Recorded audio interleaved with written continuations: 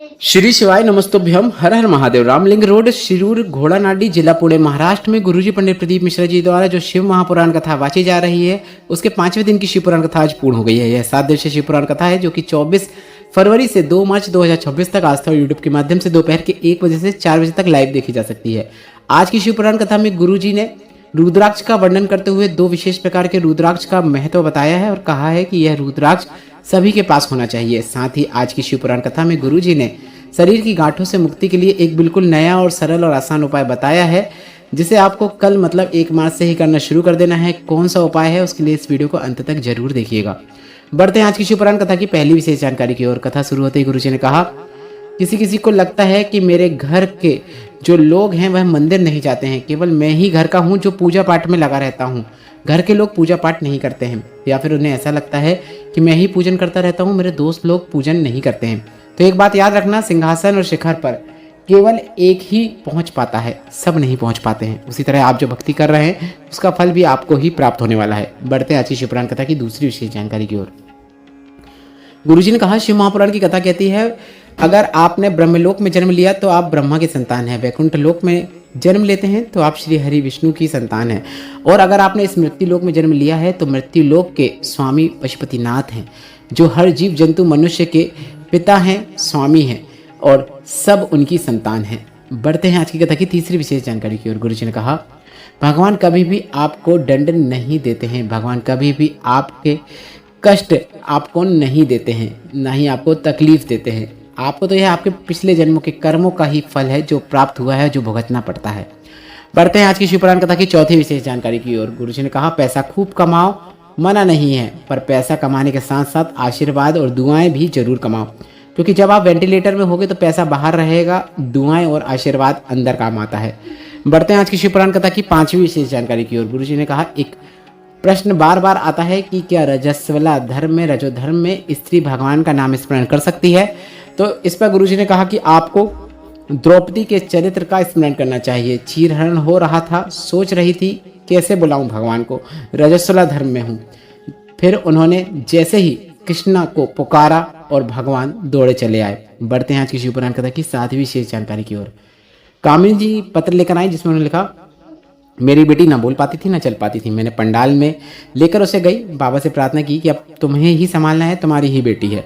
और बाबा ने ऐसा चमत्कार किया कि आज मेरी बेटी बोलने भी लगी है, चलने भी लगी है। उसी का आभार व्यक्त करने हम कथा पंडाल में आए हैं। बढ़ते हैं आज की कथा की 8वीं विशेष जानकारी की ओर। शीतल जी पत्र लेकर आए, जिसमें उन्होंने कहा, शादी के 8 साल हो गए थे, संतान सुख नहीं था, गर्भाशय में बच्चा रुकता ही नहीं था, उसकी ग्रोथ नहीं हो पाती थी। पशुपतिनाथ व्रत किया, सफेद आंवले की जड़ का प्रयोग किया, संतान सुख हुआ है। उसी का आभार व्यक्त करने हम कथा पंडाल में आए हैं। बढ़ते हैं आज की कथा की 9वीं विशेष जानकारी की ओर। राजू जी पत्र लेकर आए, जिसमें लिखा, पहले सब्जी बेचते थे, सीहोर के कंकड़ शंकर की पूजन करके आए और बाबा की कृपा से मेरा बेटा वकील बन गया है। उसी का आभार व्यक्त करने कथा पंडाल में आए हैं। बढ़ते हैं आज की शिव पुराण कथा की 10वीं विशेष जानकारी की ओर। उर्मिला जी पत्र लेकर आए, जिसमें लिखा, मेरे पति ने बहुत प्रयास किया पर उनकी नौकरी नहीं लग रही थी, पर मेरे 1 लोटा जल चढ़ाने का ये महत्व है, ये मुझे फल प्राप्त हुआ है कि पति ने जिस क्षेत्र में नौकरी चाहते थे उन्हें उस क्षेत्र में नौकरी मिल गई है। उसी का आभार व्यक्त करने कथा पंडाल में आए हैं।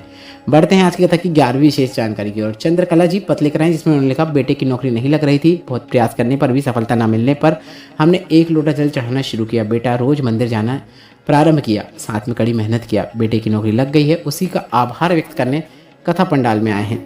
बढ़ते हैं आज की कथा की 12वीं विशेष जानकारी की ओर। गुरुजी ने कहा, अगर नारी का सम्मान देखना है तो आपको भोलेनाथ के मंदिर जाना चाहिए। भोलेनाथ का शिवलिंग जमीन में रखा हुआ होता है और माता पार्वती का स्थान भोलेनाथ के स्थान से ऊपर रहता है। बढ़ते हैं आज की कथा की 13वीं सबसे विशेष जानकारी की ओर। गुरुजी पंडित प्रदीप मिश्रा जी ने 28 फरवरी की शिव पुराण कथा में बताया है कि 1 मुखी से लेकर 21 मुखी तक रुद्राक्ष का वर्णन स्कंद पुराण में मिलता है। उसमें से 5 मुखी और 7 मुखी 2 ऐसे रुद्राक्ष हैं, अगर आप इन्हें अपने तन पर धारण करते हैं तो कोई भी बड़ा रोग शरीर में लग नहीं पाता है, वह शरीर से दूर हो जाता है। काफ़ी महत्वपूर्ण है ये दोनों रुद्राक्ष। इनमें से अगर एक रुद्राक्ष भी आपने धारण किया है, दोनों ऐसा नहीं है कि दोनों धारण करने की आवश्यकता है, इन दोनों में से एक रुद्राक्ष भी अगर आपने धारण किया है तो आपको रोग मुक्ति प्राप्त होती है। 5 मुखी और 7 मुखी रुद्राक्ष का वर्णन आज की शिव पुराण कथा में गुरुजी ने किया है। बढ़ते हैं 14वीं विशेष जानकारी की ओर। 28 फरवरी की शिव महापुराण कथा में गुरुजी ने बिल्कुल नए उपाय की जानकारी दी थी, जिसे आप कभी भी किसी भी दिन कर सकते हैं, किसी भी समय कर सकते हैं।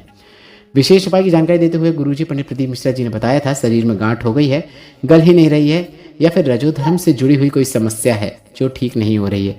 डॉक्टर को तो दिखाना ही है, डॉक्टर शिव का रूप है, डॉक्टर का पूरा ट्रीटमेंट लेना है, पर उसके साथ साथ एक सरल और आसान उपाय करना है। आपको एक दूर्वा लेनी है और एक रुद्राक्ष लेना है, और एक कलश में आपको इन्हें गला लेना है। गला लेने से तात्पर्य है एक कलश में आप जल भर लें, उसके अंदर एक दूर्वा डाल दें, उसके अंदर एक रुद्राक्ष जो भी आपके पास है सिहोर का वह डाल दें। कम से कम आधे घंटे तक उसके अंदर ही रहने दें। इसके बाद दूर्वा को तो अंदर रहने दें, रुद्राक्ष को आप चाहो तो निकाल सकते हैं और अपने वापस जहाँ से आपने उपयोग में लिया है वहाँ वापस रख सकते हैं।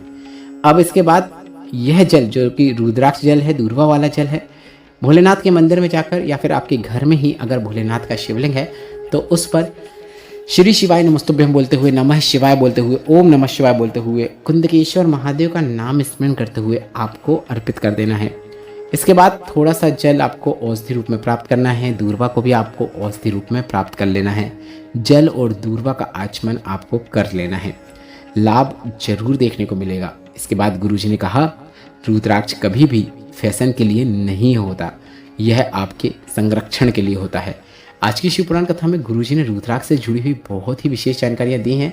एक बिल्कुल नया उपाय भी बताया जो अभी हमने आपको बताया है। अगर आप चाहते हैं कि यह उपाय हम आपको वीडियो के माध्यम से करके बताएं तो कमेंट बॉक्स में यस जरूर टाइप कीजिएगा। कल की कथा सार के वीडियो के साथ आपको यह उपाय भी वीडियो के माध्यम से हम आपको जरूर करके बताएंगे। एक रुद्राक्ष वाला जो उपाय है यह आपको शरीर में गांठें होने पर डॉक्टर के ट्रीटमेंट के साथ साथ दवाइयों के साथ साथ करना है। काफ़ी सरल और आसान उपाय है। शाम के पहले कर लें और आचमन भी शाम के पहले कर लें तो काफ़ी अच्छा रहेगा। बढ़ते हैं 15वीं और अंतिम जानकारी की ओर। गुरुजी पंडित प्रदीप मिश्रा जी की आगामी 5 शिव पुराण कथाओं की घोषणा गुरुजी पंडित प्रदीप मिश्रा जी ने कर दी है। 10 मार्च से 16 मार्च 2026 तक भुसावल महाराष्ट्र में शिव पुराण कथा होगी, जिसका समय दोपहर के 2 बजे से 5 बजे तक रहेगा। इसके बाद 20 मार्च से 26 मार्च 2026 तक जयपुर राजस्थान में शिव पुराण कथा होगी। इसका समय भी दोपहर के 1 बजे से 4 बजे तक रहेगा। 30 मार्च से 5 अप्रैल 2026 तक अन्नी यवतमाल महाराष्ट्र में शिव पुराण कथा होगी। इसका समय भी दोपहर के 1 बजे से 4 बजे तक रहेगा। 8 अप्रैल से 14 अप्रैल 2026 तक भीलवाड़ा राजस्थान में शिव पुराण कथा होगी। इस कथा का समय दोपहर के 2 बजे से 5 बजे तक रहने की उम्मीद है। इसके बाद जो कि सभी को इस कथा का इंतजार है, जो कि दिल्ली में होने वाली है। गुरुजी ने कहा था दिल्ली वालों की आस अधूरी रह गई थी, दिल्ली में शिव पुराण नहीं हो पाई थी, तो 17 अप्रैल से 23 अप्रैल 2026 तक दिल्ली में शिव पुराण कथा होगी। कथा कहाँ होगी, पंडाल का एड्रेस, कथा स्थल का एड्रेस जल्दी हम आपको इस चैनल के माध्यम से बता देंगे, इसलिए आप चैनल को सब्सक्राइब जरूर कर लें। वीडियो पसंद आया तो वीडियो को लाइक करें, कमेंट बॉक्स में हर हर महादेव जरूर टाइप करें। श्री शिवाय नमस्तुभ्यं, हर हर महादेव।